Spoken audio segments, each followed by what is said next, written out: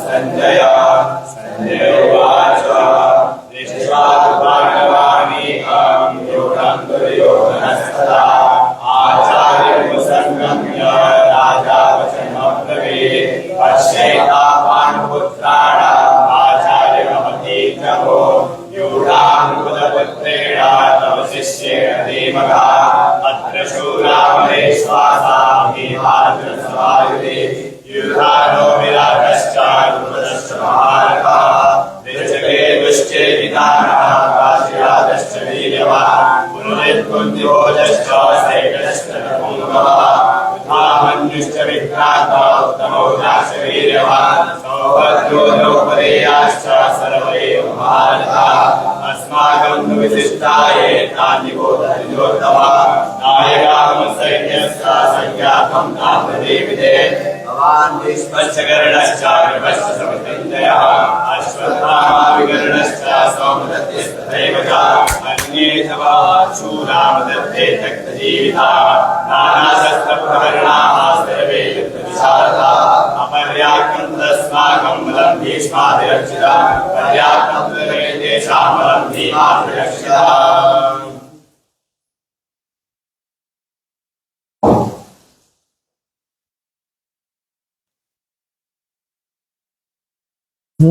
दस लोग हो गए है ना।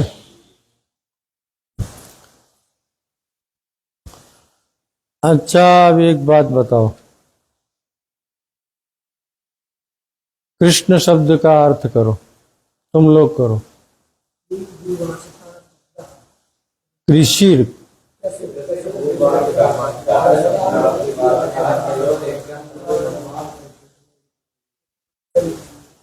कौन बोला? पूरा पूरा श्लोक कौन सा, किस व्यक्ति ने बोला? खड़े हो जाओ, खड़े हो, हाँ बोलो।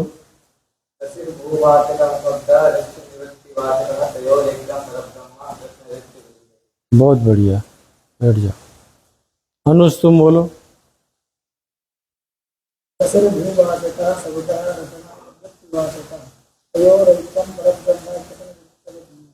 इसका अर्थ करो।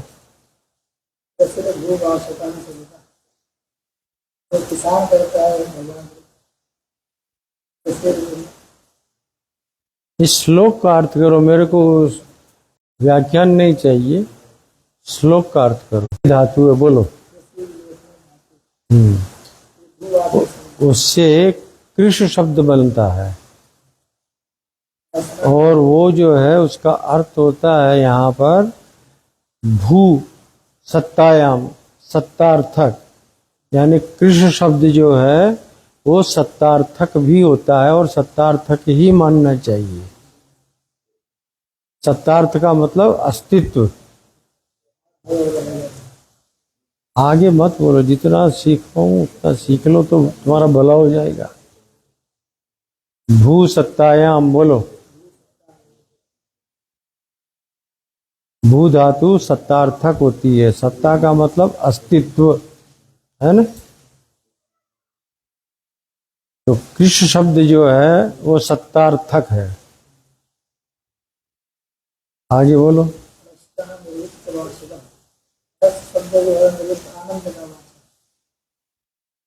बहुत मार खाओगे। नश्च निरवृत्ति, निषेध, निषेध का वाचक है। श्रुतियां ब्रह्म का प्रतिपादन विधि मुख और निषेध मुख से करती है। तो यहाँ पहला जो सेंटेंस है कृषि भूवाच का शब्द है, विधि मुख से ब्रह्म का विधान हो रहा है और नष्ट निवृत्ति वाचक है। न इदम कारणम न इदम कार्यम, नेति नेति के द्वारा परमात्मा का स्वरूप का प्रतिपादन करती है। तयोरैक्यम, विधि और निषेध दोनों का जो आश्रय बन करके बैठा है उसका नाम ब्रह्म है और वो ब्रह्म कृष्ण इत्यभिधीयते, वो भगवान श्री कृष्ण ही ब्रह्म है। ऐसा कुछ बोलो तो फिर मालूम पड़े कि तुम सीख रहे हो। ऐसे ठोंठ की तरह उबाओ ने थोड़ी काम चल जाएगा। याद करो, बैठ जाओ।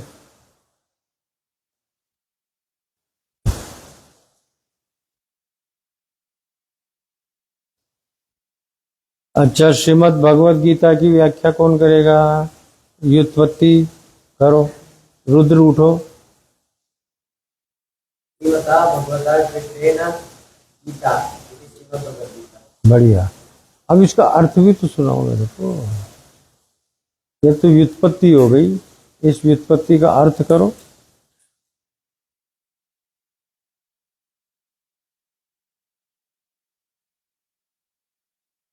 ऐसे तैयार होना चाहिए बच्चों आप लोगों को, फटाफट। हाँ गुरुजी, हम बोल रहे हैं। श्रीमता कृष्णेन तृतीया विभक्ति है, भगवान श्री कृष्ण के द्वारा गाया गया जो ग्रंथ है उसका नाम श्रीमद् भगवत गीता है। सीधा सीधा अर्थ है। हाँ। बैठ जाओ। चलो कोई बात नहीं, अब 11वां श्लोक शुरू करते हैं। अयनेषु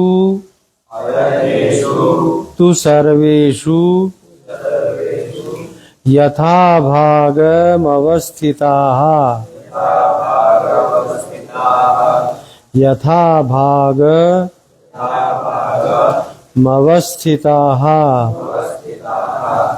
भीष्ममेवाभिरक्षन्तु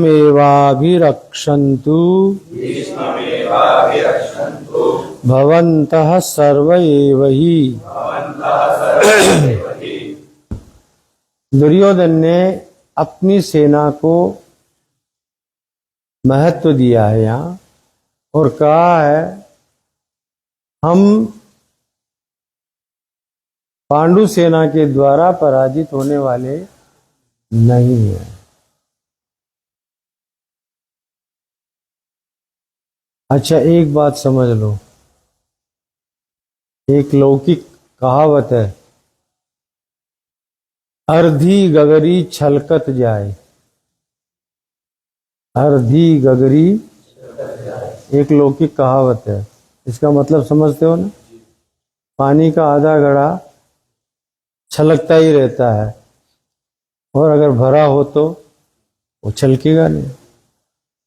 ये क्यों छलक रहा है? उसको डर लग रहा है अंदर से कि ये भले ही सातवीं अक्षोहिणी सेना है लेकिन हम पर हावी हो रही है, हम पर हावी हो रही है। इसीलिए उसको बोलना पड़ रहा है पांडव सेना हमको पराजित नहीं कर सकती है, हम पांडव सेना के ऊपर विजय प्राप्त कर लेंगे। भाई तुम जब इतने निश्चिंत हो, द्रोणाचार्य से कर रहा है ये सब बातें, याद रखना। कौन कर रहा है? दुर्योधन। तो मान के चलो द्रोणाचार्य ने प्रश्नात्मक चिन्ह लगाते हुए कह दिया, फिर काहे इतने घबरा रहे हो, काहे इतना बोल रहे हो? तो उसका उत्तर देते हो कह रहा है मैं घबरा नहीं रहा हूं, आप लोगों को काम में लगा रहा हूं। यानी गुरुओं को काम में लगा रहा है वो। दुर्योधन ही है ना।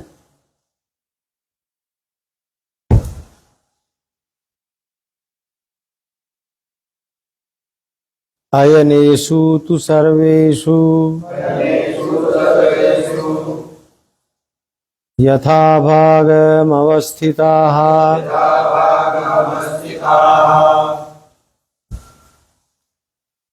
मधुसूदन सरस्वती की एक बहुत बड़ी विशेषता है, वे प्रत्येक पद या अक्षर तक का भी, अव्यय इत्यादिकों का भी अर्थ किए हैं। यहाँ तू शब्द का भी अर्थ है, नहीं तो कई लोग कह देते हैं पादपूर्त्यर्थम तू शब्द है, चकार है पादपूर्त्यर्थम, ऐसा बोल दिया करते हैं। लेकिन यहाँ मधुसूदन सरस्वती हर एक सेंटेंस का, हर एक वाक्य का, हर एक पद का और हर एक अक्षर का भी व्याख्यान करना चाहते हैं और उसकी व्याख्या करते हैं। तो यहाँ जो तू शब्द है उसका यहाँ के ऊपर कर्तव्य विशेष बोधको ही तू शब्द है। ये तू शब्द जो है लिख सकते हो तुम, कर्तव्य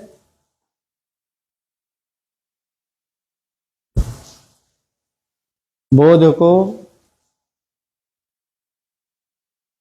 तू शब्द है। कर्तव्य विशेष का जो बोधक होता है वो तू शब्द यहाँ के ऊपर माना गया है। तो आप लोगों के लिए कर्तव्य क्या है? दुर्योधन कहना चाहते हैं किनसे?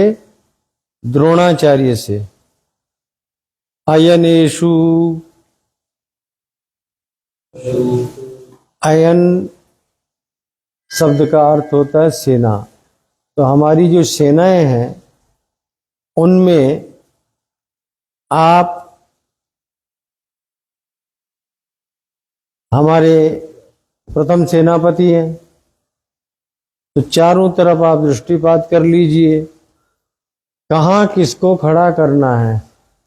यथा भागम अवस्थिता,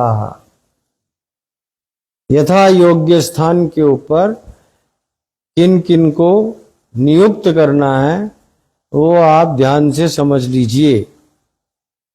मैं क्यों ऐसा कह रहा हूं? तो भीष्ममेवाभिरक्षन्तु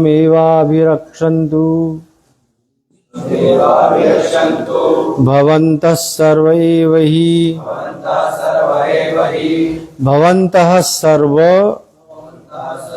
एव हि भीष्मम् एव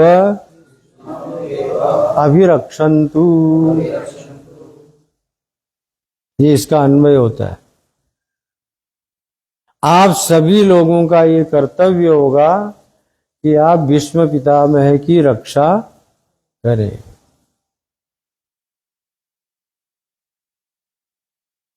भीष्म पितामह भी थे वहीं, सुन रहे थे, तो उन्हें खुशी हुई कि देखो मेरे लिए कुछ ये सोच रहा है, बोल रहा है। हालांकि हृदय से द्रोणाचार्य भी और भीष्म पितामह भी और कृपाचार्य भी सभी पांडवों का हित चाहते हैं। दुर्योधन का तो अन्न खाते हैं ना, इसलिए उसके लिए बोलना ही पड़ता है, उसके पक्ष में आके खड़े हुए हैं।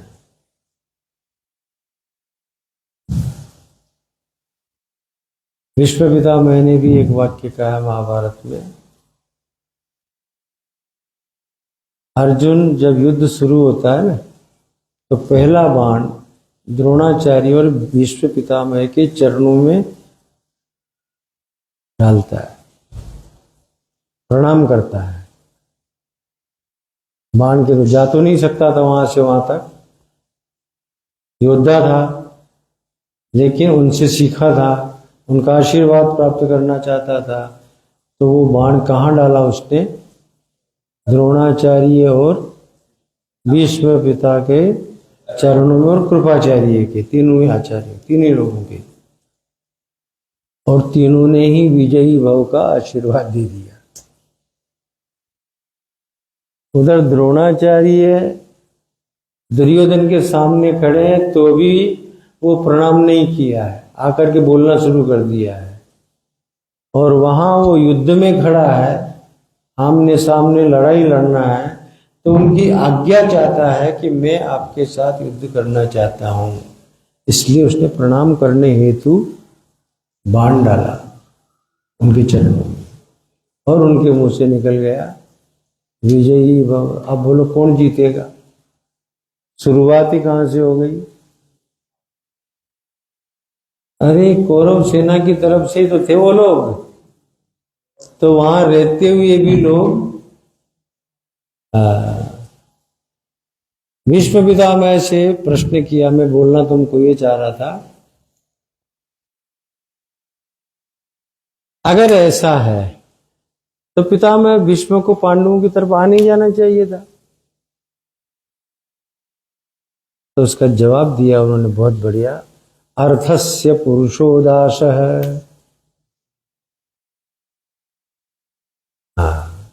महाभारत में ही है, अर्थस्य पुरुषोदाशः।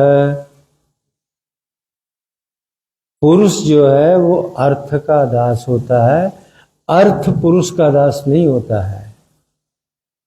ये जानते हुए भी कि तुम धर्मात्मा हो, सत्य के लिए युद्ध कर रहे हो, तथापि मुझे दुर्योधन का साथ देना पड़ रहा है। दुर्योधन का साथ देना पड़ रहा है, क्योंकि अर्थस्य पुरुषो नाशः।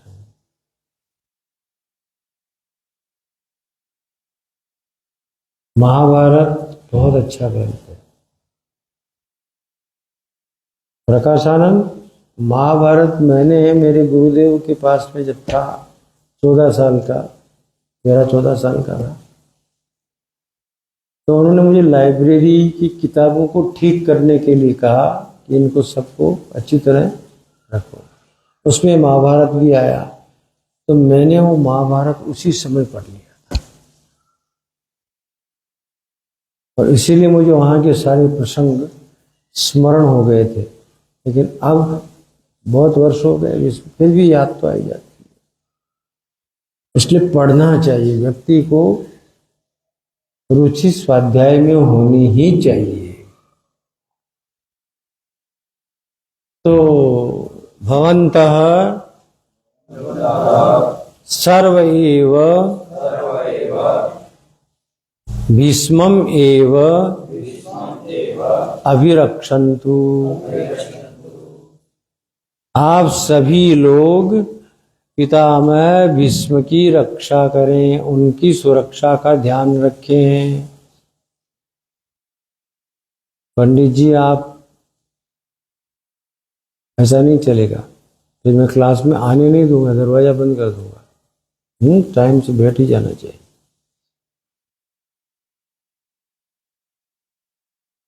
आपको बोल देना चाहिए था कि भाई मैं कैसे चल सकता हूँ, हमारा 10:30 बजे स्वाध्याय शुरू होता है, किसी और को ले जाओ।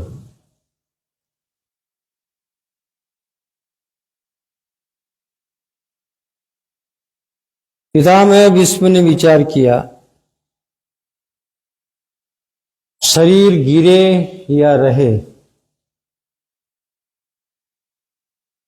लेकिन मैं जिस पक्ष में खड़ा हूं उस पक्ष के व्यक्ति को प्रसन्नता देनी ही चाहिए। इसलिए देखो क्या वाक्य है, तस्य संजनयन हर्षम कुरु वृद्ध पितामह सिंहनादं विनद्योच्चैः शंखं दद्मौ प्रतापवान्। एवं पांडव सैन्य दर्शनाद अति भीतस्य भय निवृत्त्यर्थम आचार्यं कपटेन शरणं गतस्य इदानीं अप्ययं मां प्रतारयति।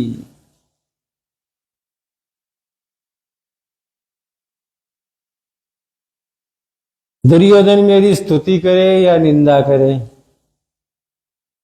लेकिन मुझे तो अपने कर्तव्य का पालन करना है। आया हूं इसी के पक्ष में लड़ने के लिए, तो मुझे तो इसी के पक्ष में देह त्याग करना होगा। तो फिर क्यों नहीं मैं इसके लिए, इसे प्रसन्न करने का कोई उपाय कर दूं अभी।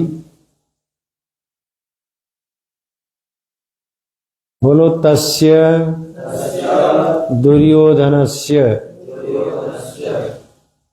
हर्षम संजनयन।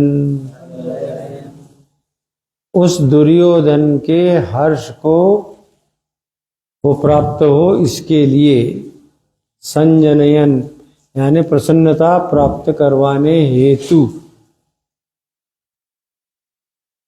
कुरु वृद्धः पितामह सिंहनादं विनयत उच्चैः शंखं दद्मौ। प्रतापवान पितामह कुरु वृद्ध पितामह सिंहनादम विनय उच्चैः। विनय पूर्वक उन्होंने उसे प्रसन्न करने के लिए सिंहनाद किया और शंखम दद्मौ, शंख बजाया। क्या बजाया? शंख बजाया। शंख का बहुत महत्व है, तुम तो पंडित लोगों को जानते ही होंगे। क्या महत्व है बताओ भाई? आरती पूजा होती है तो उसमें बजाते हो कि तो कितनी फूंक मारता है भाव भावेश्वर के सामने? मारता है। काय को मारता है? ये हमारा वाला भी, कल हम रामायण देखने बैठे और दुष्ट जाकर के और खूब मेरे सामने भू करके शंख बजाता है। हाँ। लेकिन शंख ध्वनि का बड़ा महात्म्य है, बड़ा महात्म्य। जहां पे घंटा नाद और शंख ध्वनि होती है वहां अलाय बलाई का प्रवेश नहीं होता है और वो स्थान परम पवित्र माना जाता है। वो स्थान परम पवित्र। और जब व्यक्ति प्रसन्न होता है तभी उस समय उसको कुछ गाने बजाने की इच्छा होती है। रोता हुआ कोई बजाएगा क्या? अरे भाई तुम बजाओगे वो पका भाई, रोते रोते प्रसन्नता से ही बजाते हो। तो यहाँ पर पितामह भीष्म ने भी अपना शंखम दध्मौ, बोलो शंख बजाया। दध्मौ वादितवान मतलब बजाया। एक तरफ आचार्य हैं, एक तरफ कुरुवृद्ध पितामह भीष्म है। दोनों की ही उपेक्षा तो नहीं हो सकती थी, इसलिए द्रोणाचार्य को भी और पितामह भीष्म को भी उसे सम्मान तो देना ही चाहिए और देना भी योग्य था उसका। उसने ऐसा किया भी। जब पितामह भीष्म ने शंख बजाया ततः शंखाश्च भैर्यश्च प्रणवानक गोमुखाः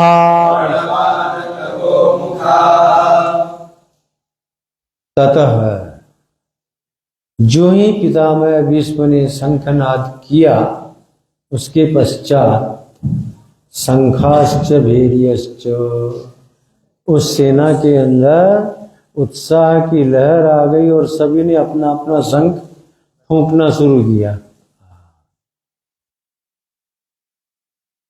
जैसे भगवान श्री कृष्ण मुरली बजाते थे ना तो उनके ग्वाल बाल भी फूंक मारा करते थे अपनी बंसुरी के अंदर। तो इधर भीष्म पितामह ने बजाया तो बाकी लोगों ने भी नगाड़े बजा दिए। पणवा, आनका, गोमुखा, ये सब वाद्य विशेषा, ये सब के सब वाद्य विशेष हैं और युद्ध में इनका प्रयोग किया जाता है। तत्क्षणम एव अभ्यहन्यन्त वादिताः, उन सभी लोगों ने सेना के अंदर इन सभी वाद्यों को बजाया। अब वो जब वाद्य बजा तो उसका जो शब्द हुआ तुमलः अभवत्, तुमुलः अभवत्। तुमुल का मतलब बहुत जोरदार। वाद्य घोष जो हुआ वो बहुत ही जोरदार का। इससे ऐसा कहना चाह रहे हैं पांडवा नाम क्षोभ हो जाता है, तो पांडवों को क्षुभित करने के लिए ऐसा हुआ होगा और पांडव क्षुभित हुए होंगे। तब इधर भी ततः श्वेतैर्हयैर्युक्ते महती स्यन्दने स्थितौ माधवः पाण्डवश्चैव दिव्यौ शंखौ प्रदद्मतु।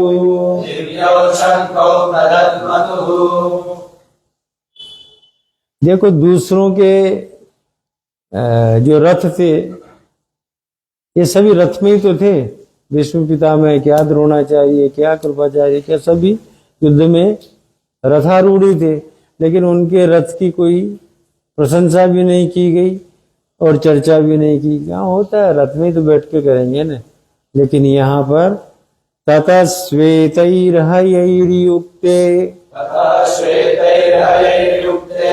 भगवान श्री कृष्ण का जो रथ है उसमें जो घोड़े थे वो श्वेत थे, श्वेत रंग के, हय यानी घोड़ा, श्वेत रंग के घोड़े वहां के ऊपर लगे हुए थे, उनके रथ में जुते हुए थे। और वो रथ कैसा था, तो महती चंदने स्थित, चंदन यानी रथ, वो रथ कैसा था, तो महती बड़ा महान था। क्यों महान था, जिस समय परमात्मा श्री कृष्ण ने मथुरा में युद्ध करने के लिए जरासंध के साथ तैयारियां की, उस समय उन्होंने अपने रथ और अक्षय तूणीर का और इन श्वेत अश्वों का स्मरण किया था। तब आकाश मार्ग से उनके पास ये रथ भी आया था, घोड़े भी आए थे और अक्षय तूणीर भी आया था। और बलराम जी ने भी अपने आयुध का स्मरण किया था वहां पर, तो हल और मूसल वो भी वहीं मथुरा में जरासंध के युद्ध के समय प्रकट हुए थे। अरे पंडितों, तुम्हारे पास में ऐसा कोई मंत्र नहीं है क्या कि ये हैरान कर दिया? मैं तो आता ही नहीं, महादेव जी नाराज चल रहा हूँ। ये कोई तरीका है? अरे भाई, तुम अभिषेक प्रिय हो, गया ना श्रावण, तुम्हारा अभिषेक हो गया ना, अब बेटा का तो सोचो, बेचारा बेटा आज पैदा हुआ है और तुम इतनी बरसात के में तो आज बहुत सुनाया उसको, छोटा बच्चा है और उसको बुखार आ गई और आ गया तो क्या कर लोगे? लोग लेके आ रहे हैं, इसका आप देखो कितनी जोर से आया, बाप रे बाप।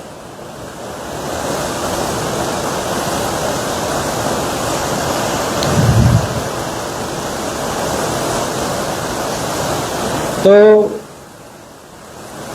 दारूक सारथी के साथ दिव्य अस्त्र शस्त्र राम और श्याम के लिए वहां प्रकट हुए थे। इसलिए उनका जो रथ है महती चंदने स्थित, उस रथ में बैठ करके वो युद्ध के लिए आए हैं। अब उधर से शंख बजा तो इधर नहीं बजेगा क्या? तो कह रहे हैं माधव पांडवश्चैव दिव्यौ शंखौ प्रदद्मतु।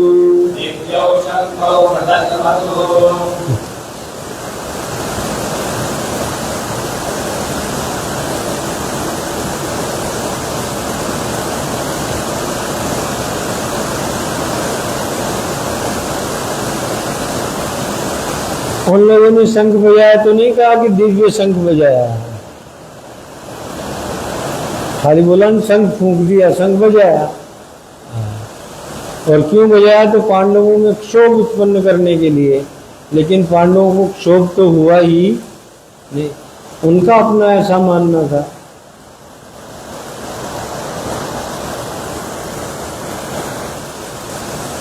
तब श्री कृष्ण और पांडवों ने भी अपने अपने शंखों को बजाया। बोलो,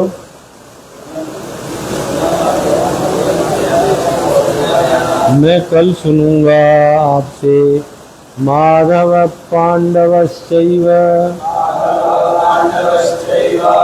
शंखौ दद्मौ पृथक पृथक। उन्होंने भी अपने अपने शंख बजाए। भगवान कृष्ण ने जो शंख बजाया उसके लिए कह रहे हैं पांचजन्यम ऋषिकेशो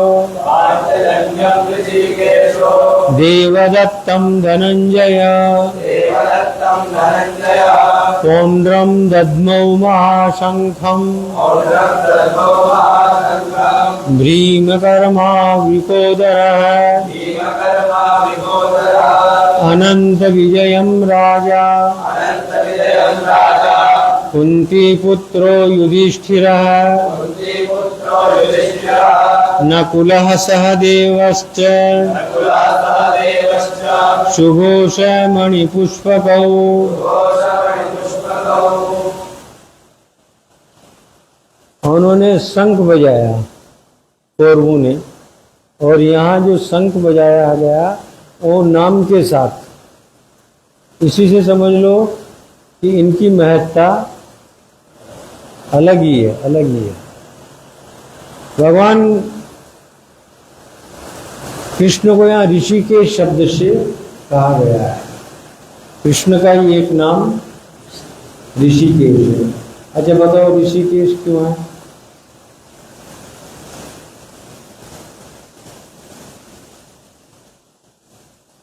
चलो इसकी व्युत्पत्ति लिख लो।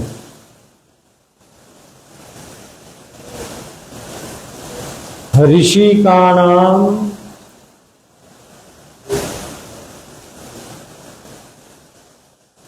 इंद्रियाणाम ईशः स्वामी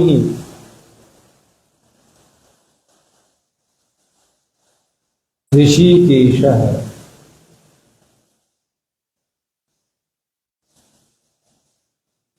भगवान श्री कृष्ण ऋषिकेश इसलिए हैं, ऋषि कहते हैं इंद्रियों को, उनके ईश यानी स्वामी है, कंट्रोलर है। सबही नचावत राम गोसाई, सबही नचावत।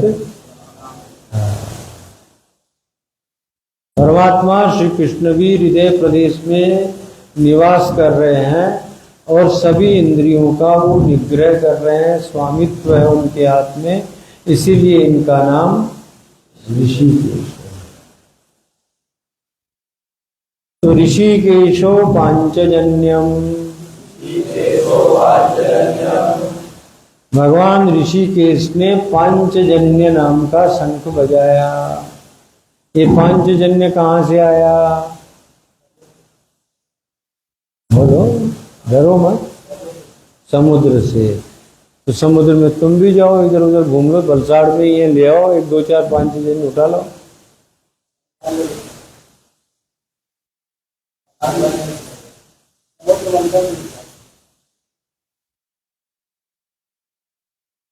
समुद्र मंथन में मूर्खानंद शंख नहीं निकला था।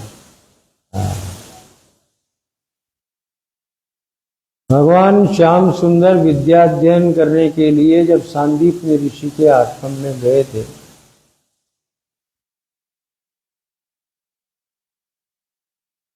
उनका पुत्र एक राक्षस था जिसका नाम था पंचजन। क्या नाम था? पंचजन। वो ले गया था उठा करके। जब कृष्ण ने कहा सांदीपनि से, गुरु दक्षिणा में हम आपको क्या दें, तब सांदीपनि ऋषि से पहले ही माता बोल गई, उनकी पत्नी, मेरा पुत्र एक राक्षस के द्वारा ग्रसित हुआ है, अगर आप हमें गुरु दक्षिणा देना चाहते हैं तो हमारे पुत्र को ले आइए। तब भगवान समुद्र में गए। वो राक्षस समुद्र में रहता था और उस राक्षस को, पंचजन को मार करके और यमलोक से इनके पुत्र को ला करके और भगवान ने अपने सद्गुरु को समर्पित किया। वो जो पंचजन नाम का राक्षस था, उसी की हड्डियों से बना पांचजन्य, ये शंख बना। पांचजन्यम ऋषिकेशो, पांचजन्यम ऋषिकेशो। समय ज्यादा हो गया है, तुम्हारी प्रतीक्षा करते करते आज समय ज्यादा हो गया है। अभी भागवत भी चलेगी, स्वाध्याय होगा, तुम्हारा जप का भी टाइम हो गया होगा, आगे का व्याख्यान कल रखें। तुम 10:30 बजे ठीक बैठ जाया करो मेरे सामने। कोई भी काम हो छोड़ो उसे, सबसे पहले हमें स्वाध्याय करना चाहिए। भगवान वेद का आदेश है स्वाध्यायो अध्येतव्य। बोलो, आप तो वैदिक हैं, बोलिए ना। हाँ गुरुजी, मैंने आगे नहीं बोला, मैंने खाली इतना ही बोला स्वाध्यायो अध्येतव्य है। हाँ आगे ये बोल सकते हैं आप, कोई बात नहीं। स्वाध्याय प्रवचनाभ्याम मा प्रमदत, ये है स्वाध्याय प्रवचनाभ्याम मा प्रमदत। तो स्वाध्यायो अध्येतव्य है। स्वाध्याय का अर्थ ही होता है अध्ययन, स्वयं भी करे। और अध्ययन का क्या अर्थ हो गया? गुरु लिख लो, गुरु मुखा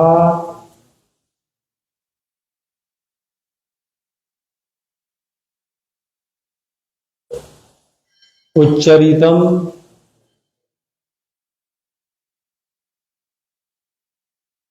शब्दम अनुकरणीयम।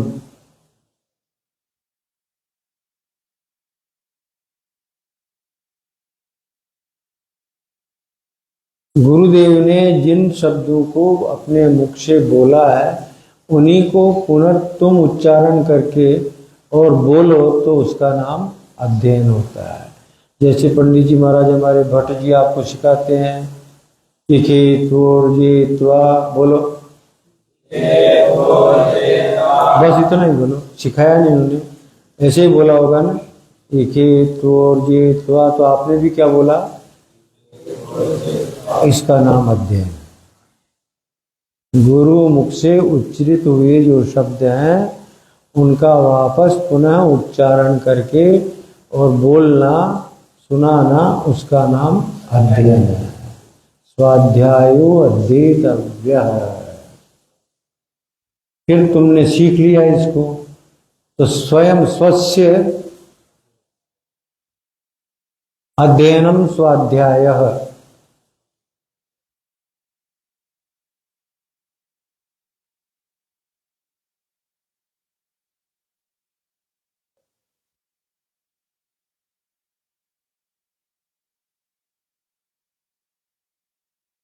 अच्छा बच्चों, एक बात बताओ,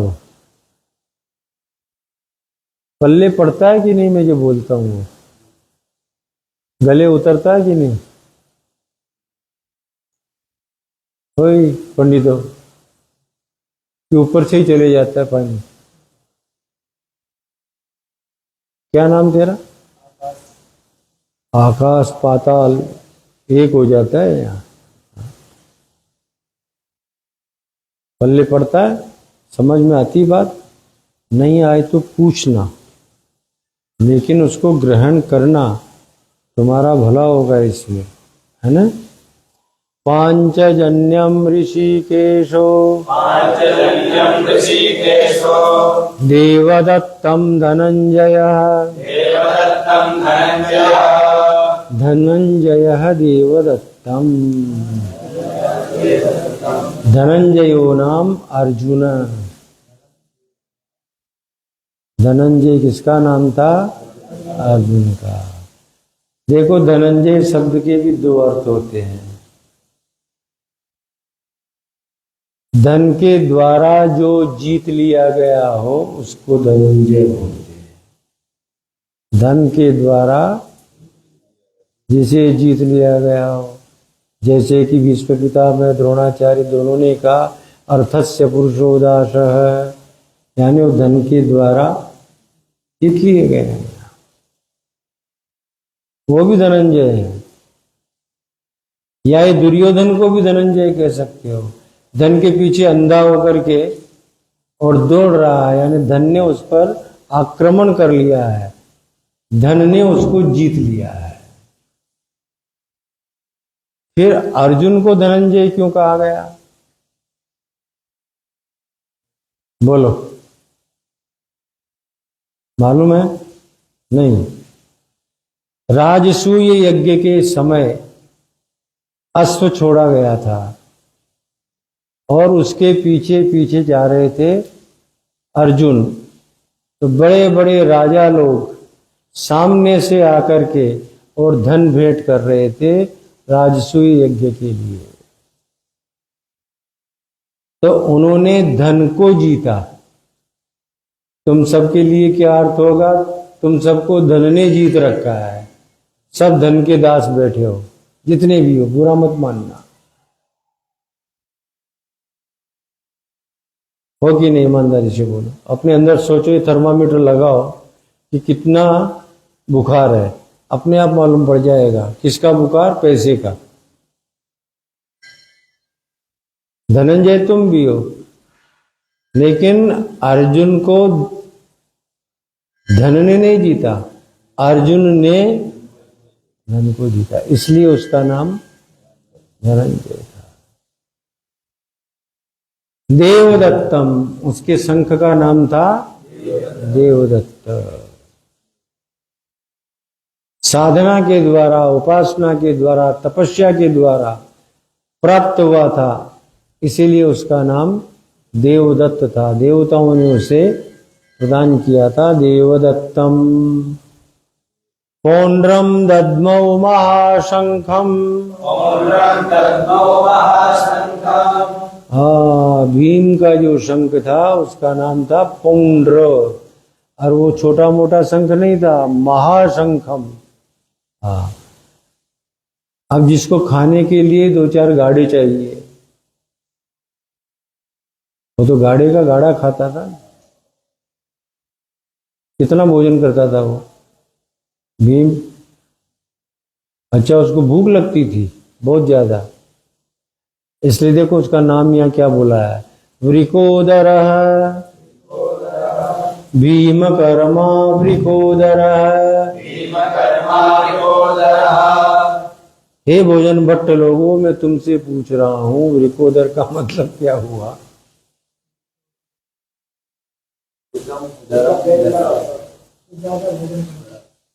पेट में एक वृकाग्नि होती है जिसकी प्रज्वलित रहती है हमेशा।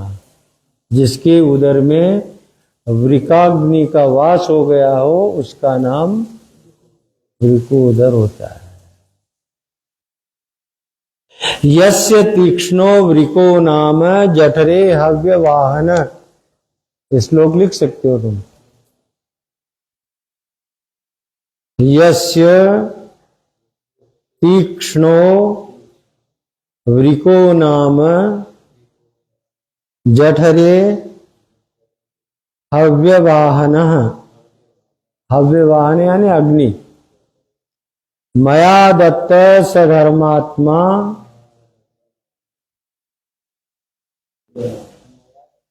मया दत्तम नहीं, मया दत्तः, मया दत्तः सधर्मात्मा तेन चासौ वृकोदर।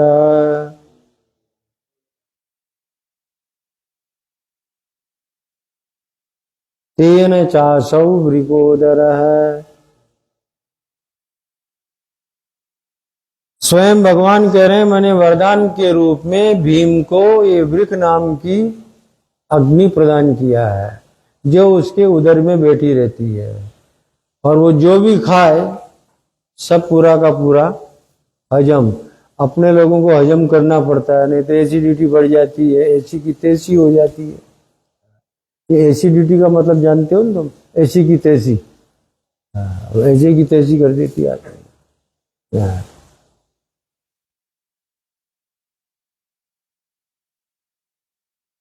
पौंड्रम दद्मौ, या यूं बोलो, महाशंखम पौंड्रम दद्मौ। वो जो महान शंख था पौंड्र नाम का, उसको किसने बजाया? भीम कर्मा वृकोदर। अच्छा, भीम कर्मा कहने से भी काम चल सकता था, लेकिन यहाँ वृकोदर और क्या साथ में? भीम कर्म तो करता ही था ना। क्या बोलना चाहिए, जो दुष्कर है, करने में जो अत्यंत कठिन है, उन सब कामों को भीम कर लिया करते थे।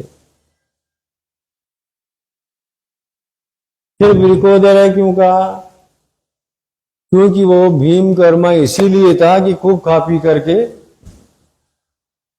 मस्त रहा करता था, मोटा तगड़ा था। अनंत विजयम राजा कुंती पुत्रो युधिष्ठिरः। कुंती पुत्रः युधिष्ठिरः, राजा युधिष्ठिरः। बोलो, कुंती पुत्रः, कुंती पुत्रः राजा युधिष्ठिरः अनंत विजयम। उनके शंख का नाम था अनंत विजय, इनके युधिष्ठिर महाराज के। कुंती पुत्र युधिष्ठिर, इनके लिए राजा शब्द का प्रयोग हुआ है। देखो, वास्तव में राजा राजसूयेन यजेत, ये श्रुति वाक्य है, वेद वाक्य है। राजा राजसूयेन यजेत,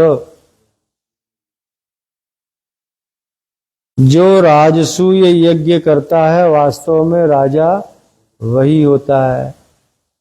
तो इन्होंने तो राजसूय यज्ञ कर लिया था, इसलिए तो ये राजा हो ही गए थे।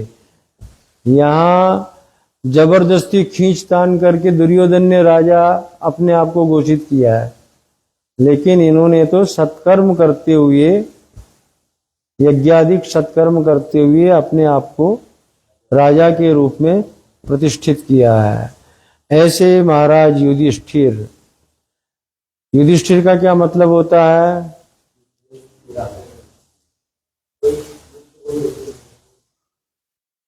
सप्तमी में क्या होगा? युद्धे, युधि।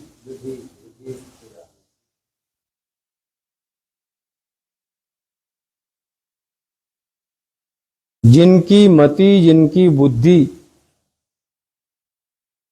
युद्ध के समय भी स्थिर मति रहती है, स्थिर रहती है, उस व्यक्ति का नाम युधिष्ठिर होता है।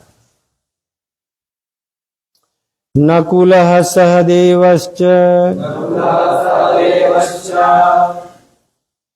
नकुल और सहदेव के जो शंख थे उनका नाम था सुघोष और मणिपुष्पक।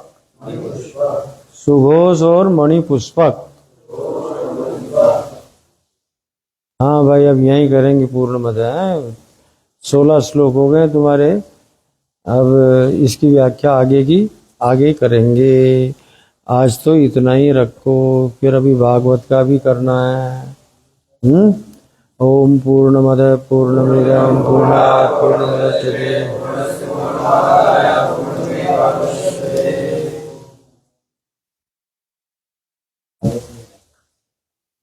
कहाँ रखी है?